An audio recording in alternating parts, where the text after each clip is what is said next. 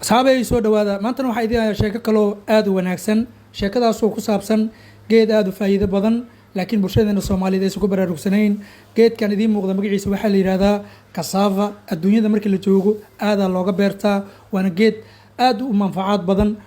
siyaabo kala duwan loo isticmaalaa geedkan maxaa la yiraahdo wuxuu ka baxaa aniga inta ogahay Muqdisho iyo nawaaxigeeda waliba dad gaar iyo beel gaar ayuu u baxaa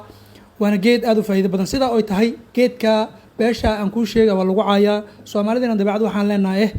dadka wax soo saarka leh ama dadka waxtarka leh bulshada waa la caayaa geedkan maxaa la yiraahdo waxa lagu caayaa qabiil reer mataan la yiraahdo oo dega Muqdisho iyo nawaaxigeeda waa lagu caayaa dadka kabaha tolo oo wax soo saar kale faa'iido leh waa la caayaa kuwa digsiyada tumo kuwa midiyada sameeyo intaba Soomaaliya qofka waxtar leh waa la caayaa sheekada halka ugu gudubno oo barnaamijkeena u soo laabano geedkan magaciisa waxa la yiraahdaa sida idin sheegay maxog dad badan oo Soomaaliyeed xataa kelmadaas weligood aan maqlin laakiin geedkan adduunka markii la joogo siyaabo kala duwan ayaa loo isticmaalaa geedkan wuxuu faa'iido u leeyahay indhaha wuxuu faa'iido u leeyahay lafaha waxyaabo badan oo manfacaada oo jirka bini'aadamka u fiican uu leeyahay adduunka markii la joogo geedkan waxa laga sameeyaa bur isaga inta dib loo qalajiyo bur laga dhigaa soor ahaan waa loo isticmaalaa waxa loo isticmaalaa jibsi ahaan waa geed kaligiis 10 nooc oo kala duwan loo isticmaali karo xitaa hadaa asaga kaligiis inta karsato cunto waa بروتين وحول بوا عنتو كبلاد واي ماشي هذا بريس كلجي ساعة عنتو وسوحبو كو ترينين هذا هيلب كلجي جونو عنتنا وسوحبو كو ترينين أو إنرجي دي لو بهنا أو سكون بلاد كو هنا عنتو ينكل نوع مركا جيت كان وجيت أدو فايدة بدن أدنى كان وارتان هل كيس جيت كان حتى أم بهنا بيفر بدن إن طلب بيرو دول والبنا وكبيح كرا جيت كان مقتصين واحد كده مركا كلها هي وعيد إسك عادي مقتصين واحد كده بعادي وكبيح كرا وجيت عن حتى وبهنا الروب فربضن لكن برشدنا يسكو براروكسنين حلو والبنا الصومالي أبارة أنتي كدعدو روب نتود أو وبيدو فتحات سمايان أو بيها قدبان أي بداكو أروران عندنا كما فايدة يستو جيت كان حتى الروب فربضن مباهنو وجيت لاميه سمارت لاميه سا أنت اللي ججبيا لوكا لقليا ولا بيرا حتى حيددي سمان جيت كان سيدي بطاطيقو كلا وبحال لكن سوق بطاطيقو وحو قدوين يهي جيت دير أو بحول يهي oo isaga inta dib loo jarjaro hadana dib loo abuuri karo sida qasabka kale loo abuuraa geedkan 10 nooc xitaa waxa arkay isagoo bariis ah inta la qalajiyay oo dib bur looga dhigay bariis laga dhigay isagoo waxa arkay bur ah isagoo waxa arkay jibsi ah waxa loo isticmaali karaa 10 nooc waana geed degdeg ku soo bax oo dhaqso u soo bixi og wuxuu ku baxay muddo 6 bilood marka abuurto geed walbana waxa ka heli kartaa 10 kiilo amba 20 kiilo halka geed geedkan qaaradda Aasiya aad looga isticmaalaa qaaradda Afrika dhinacaas Nigeria dhulkaasna aad looga isticmaalaa oo waxa loo yaqaanaa fufu waxa la yiraahdaa ka sameystaan geedkan waa geed bulshadeenu ay ka hurdo laakiin aysan ogeyn Soomaalidu mar walba abaara intay dhacdaa galay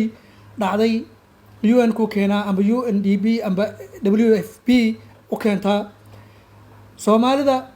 geedka hadda fiiri gabadhan intay asagii jarjartay oo dib u shiiday ayaa waxa ka sameyn rabtaa wax muufa oo moodo waxa laga sameyn karaa muufo waxa laga sameyn karaa bariis waxa laga sameyn waan caafimaad ahaan waa cunto kumbuleede hadana sidaa ay tahay uma baahnid cunto kale hadaa asaga cuntid Afrika markii la joogo fufu waa laga yaqaan wadamadan Aasiya waxa laga yaqaanaa ibuka waxa laga yaqaanaa geedkan magac baasuu leeyahay markii la joogo qaaradda Aasiya inkastoo luqadda ku kala gedisan yihiin وبكايو ألقوا إلى هذا وطن كان عنيق أنجوجو هذا لوجا استعماله ولا عنا يسوى برها كسو هيلة كان يسوى بريسة يسوى باسته يسوى نوع والب يسوى جبسي يسوى وحول صومالي ده مركا جيت كان قبل هذا صومالي قبل والبوه كبيحكرا وجيت وبهن راب هالمردو كبعدينه دور بلاد هدا سوقتو يسوى سواق من يسيدا كأركت مقالك ولا سوجي يا وحو كهليسا أو هوسو بحياة 10 كيلو 10 كيلو 20 كيلو isaga xataa aad u sii kala waaweyn geedkan waa geed faa'iido wala bulshada Soomaaliyeed waxa la geedkan isticmaal caafimaad ahaan xitaa wuxuu u fiican yahay ilkaha lafaha indhaha maadooyin fiican ku jiro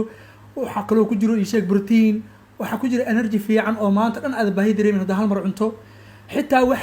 waxa maado oo la dhaho collagen gelatin oo qofka dabariyo u keento xitaa isagu male inta rabtaa ka cuni kartaa waa ka dhirgi kartaa haddana wax faada amba dhibaato jirkaaga kuma abuurayo geedkan aad loo manfaacsadaa adduunyada markii la joogo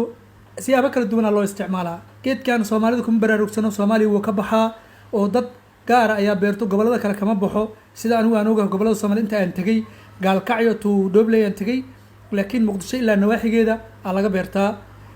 gobolada galgaduud oo ka bixi karaa mudug oo ka bixi karaa wuxuu ka bixi karaa sheegeen bari adigu wuxuu u baahan yahay dhul yar oo jilicsan oo bacaad ah oo isaga geedihiisa laamihiisa ta la googooyo dib loo geliyo hadda gabadhan intay isagii huurisay oo qalajisay ee waxay ka sameyn rabtaa jibsi oo dib ayay u shiil rabtaa markii hore way dhoodhoobtay sida muufadii oo kale dhoodhoobtay ka bacdina way huurisay biyo kululeysan biyo karkaraayo ayay geed shabaq intay kor ka saartay ka bacdina isagoo karsamay ayay dib u shiishay waa kana isagoo jibsi laga dhigay geedkan gurigaaga hadduu yaallo siyaabo kala duwan ayaa uga faa'iidaysan kartaa Nigerianka waa aragtay fufu ay dhahaan soor ahaan loo isticmaalaa inta la kariyo oo qolofka laga diiro ayaa dib loo kariyaa bur asagoo ayaa ka helaysaa adduunyadu aad ay manfacsataa geedkan wuxuu ka bixi karaa meel walbo dadka beeraleyda gaarsiiya dadka aan aqoonta u lahayn gaarsiiya geedkan waxyaabo badan oo faa'iido jirka bini'aadamka xitaa u leeyahay waana cunto dhameystiran oo isaga keligii hadaa intaa cunto biyo ka daba cabto cunto u baahnid